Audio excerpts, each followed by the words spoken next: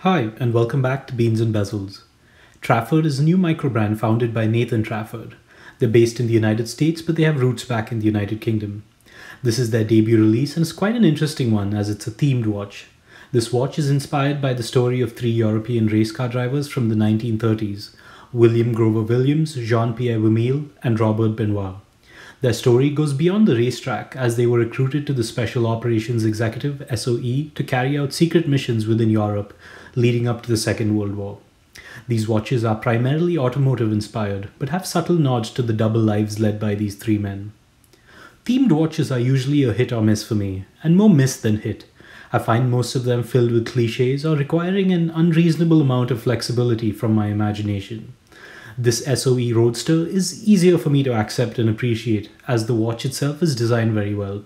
To me, the story lives alongside the design, as an optional and interesting accessory to an otherwise nice looking watch. I will include some of the design and story parallels where I found them to be relevant, and if you want to read more about the entire design and story connection, I urge you to check out their website.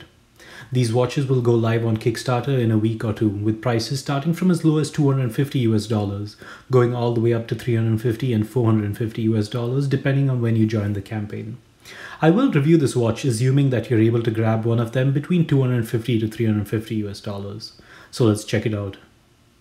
I measured the case to be 43mm in diameter, 41mm if you exclude the bezel though, 48mm from lug to lug, and 12.8mm in height. The case is entirely media blasted and the finishing is very good. A pair of wire lugs emerge out of an otherwise hockey puck styled case and gently angle down towards the wrist, with a strap lug width of 20mm. These wire lugs do echo some design similarities with the Bugatti Type 35 race car that this watch is said to be inspired by. There is a 120 click unidirectional bezel with a ceramic insert and all lumed elements. The grip on the bezel is polished, but it's very easy to grip and operate, and the bezel has little to no backplay. I would have preferred for the 12-hour bezel to be bidirectional, but I think that's easy to overlook here.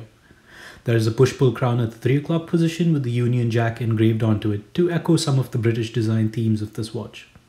The crown is easy to grip and operate, and the action is solid. The pusher buttons are polished and this movement feels good to operate. Flipping it over, you have a solid screw-down crown with a parachute engraved onto it. This was done to indicate the SOE's role in delivering arms to the French resistance. This watch is rated for up to 100 meters of water resistance.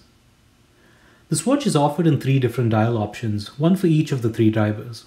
This is the black dial and is inspired by the car of Robert Benoist.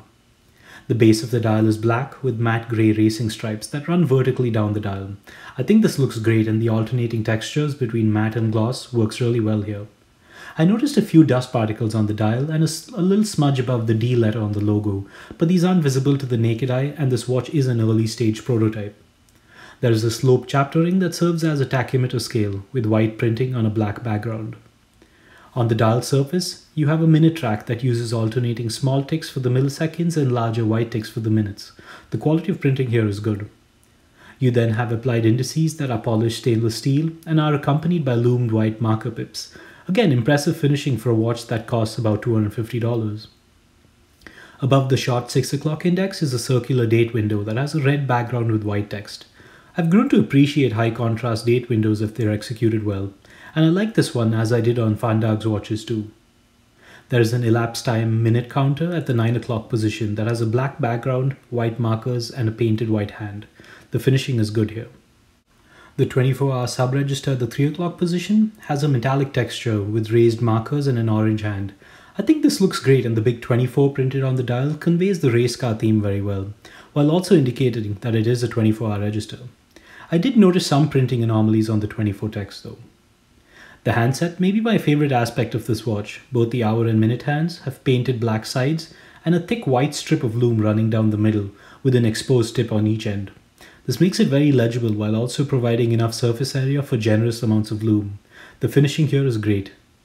The seconds hand has a large black center cap and is painted with the same reddish orange as the rest of the accents on the dial. Great legibility overall and a good combination of colors on this dial.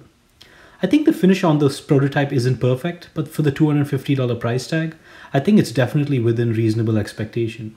I expect the final production units to be better though. I don't typically have high expectations from racing chronographs where Lume is concerned, so I was pleased to see a well-attempted Lume layout. The 12-hour bezel has all loomed elements, and all the hour marker pips are loomed too, with C3 Super Luminova. The hands are very generously loomed with BGW9 Super Luminova, and I really like that the counterbalance sections of both hands are loomed too. Good legibility and good design. If you don't already know, I'm not a huge fan of the Seagull ST19, and I prefer quartz and mecha quartz movements for affordable chronograph watches. So I was happy to hear that this watch uses a Seiko VK64 mecha quartz movement with a sweeping central chronograph hand and no ticking seconds hand. With a Kickstarter price between $250 and $350, I think this is quite reasonable. The lug design makes this 43mm diameter watch look reasonably well proportioned on my 6¼ inch wrist.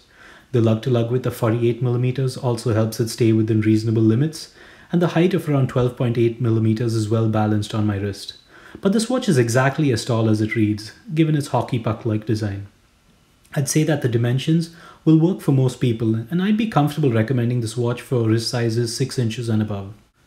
The strap that this watch ships with is among the more comfortable leather straps that I've experienced, and the quality seems to be pretty great as well. The strap has a signed buckle with a matching media blasted finish. To wrap this up, I think watches with a singular and definitive theme are difficult to execute successfully. Most fall victim to cliche, far-fetched design inspiration, or sometimes just entirely reek of marketing tactics that are an assault to most people's intelligence. The Trafford S.O.E. Roadster manages to avoid most of those pitfalls and presents a watch that can be entirely appreciated, both with the backstory and without.